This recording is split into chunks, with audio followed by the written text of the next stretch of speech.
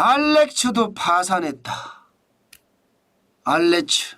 여러분, 알렉츠가 쉽게 말하면요, 콘텐츠하고 커머스를 결합을 했습니다.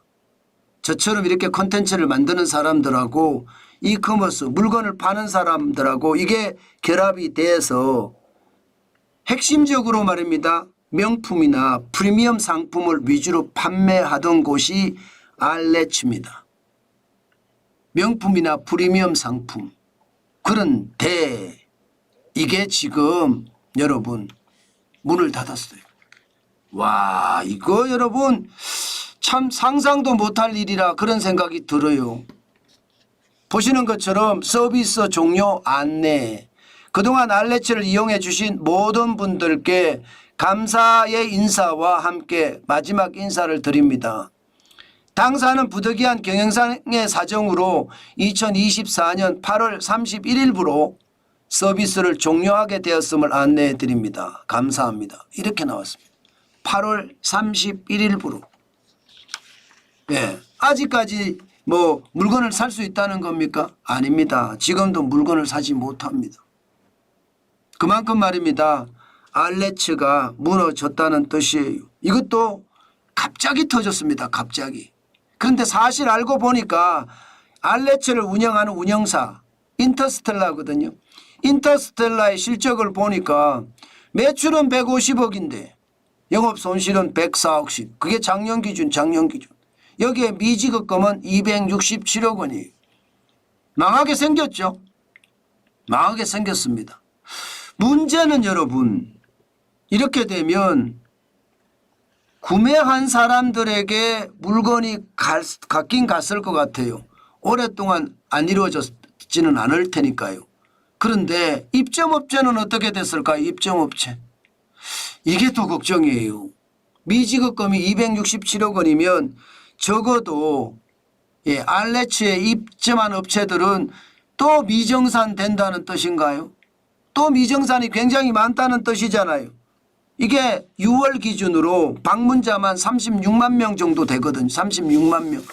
적은 게 아닙니다. 36만 명이면 적어도 중형 쇼핑몰이라고 이야기할 수 있습니다. 그런데 갑작스럽게 영업정지 공지를 했다는 뜻이에요. 폐업의 수순으로 간다, 파산의 수순으로 간다는 뜻입니다. 이렇게 생각을 하니까 이게 결국 말입니다. 지금 유통시장의 대위기가 점점 몰려오지 않을까 그런 두려움도 생깁니다. 그만큼 말입니다. 최악의 상태가 된다는 뜻이에요. 이미 티몬이나 위메프가 무너지면서 미정산 금액이 1조 원 이상이다. 현재까지는 1조 원 이상이지만 이거 2조 원이 될 거라는 그런 예측도 나옵니다. 미정산 금액만 7월 달에만 2123억 원이었고요. 8월은 5천억에서 6천억 예상을 하지만 훨씬 더 풀 수도 있다고 생각을 해요. 9월에도 3천억 이상이 될 거고요.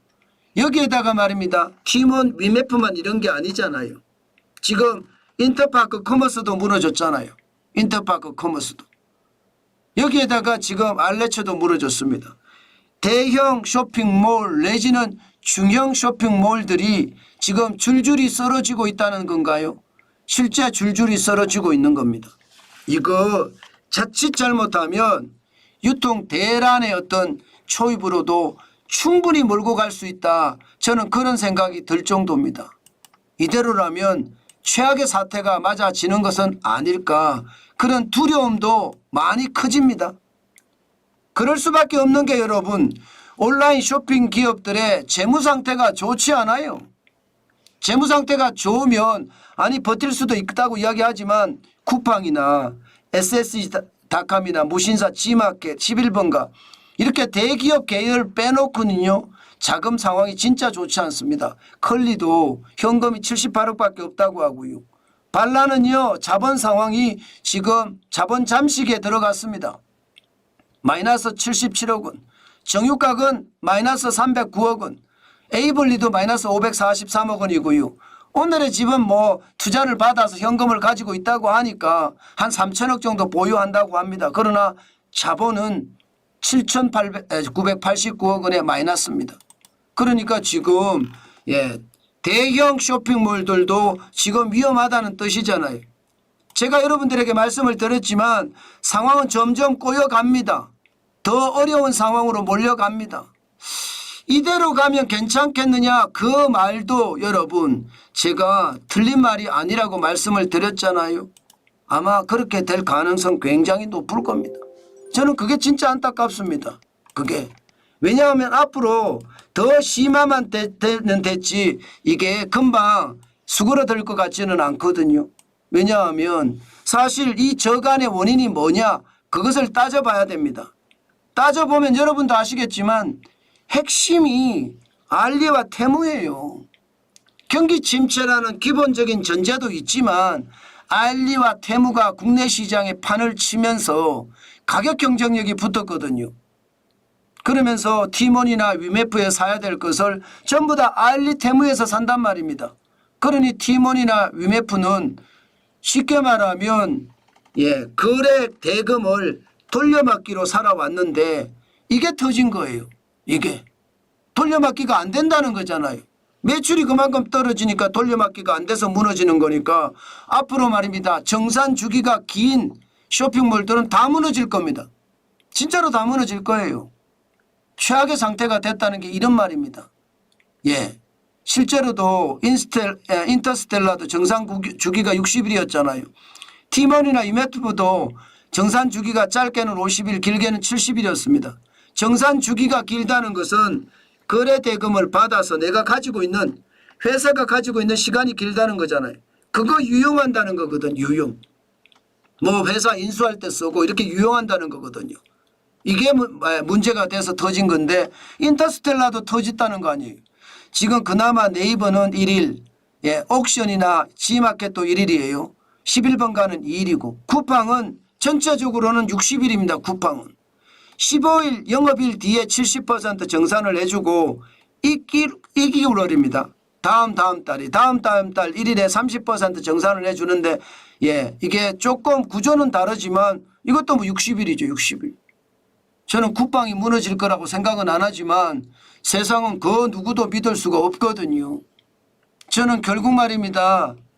이게 정산 주기가 길어진 데는 그만큼 돌려막기가 불가능하니까 돌려막기 불가능한 만큼 쇼핑몰들이 줄줄이 망할 거예요.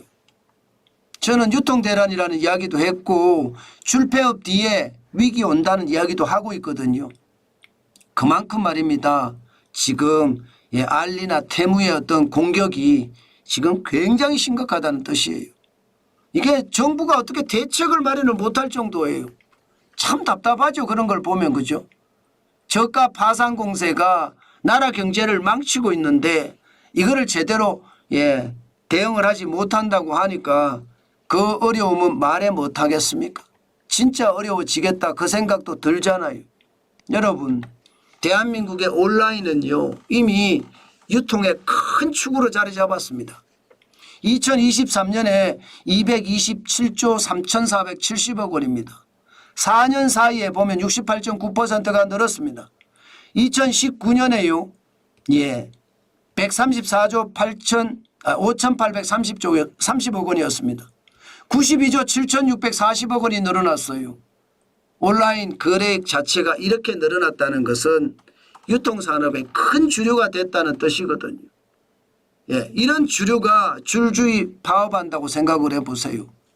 여러분, 온라인 쇼핑몰이 중형이든 대형이든 파산을 해가면 갈수록 최악이 되는 것은요, 자영업자 중소기업들이 최악이 된다는 그런 이야기가 될 수도 있습니다. 대부분 자영업자나 중소기업들이 온라인 기업에 입점하는 경우가 많거든요. 대기업들도 직접 입점하는 것보다가 유통을 맡은 그런 기업들이 입점을 하는 경우가 많거든요. 그러니 시장은요, 저는 위기가 점점 커질 수도 있다고 봅니다. 지금처럼 알리익스프레스가 계속해서 저가 파산 공세를 하잖아요. 그러면 중형 쇼핑몰도 대형 쇼핑몰도 저는 위기에 봉착할 수 있다고 생각을 합니다. 그만큼 위기의 상황은 유통 대란이 터지고 경제 위기로 발전할 수 있는 확률 저는 너무 많다고 생각합니다. 그만큼 지금 상황이 어렵습니다. 여러분 중형 쇼핑몰까지 망한다는 걸 보면 어려운 게 뭐 제가 굳이 말 안 해도 여러분들 다 아실 거예요. 그 정도로 상황이 굉장히 어렵다는 뜻입니다.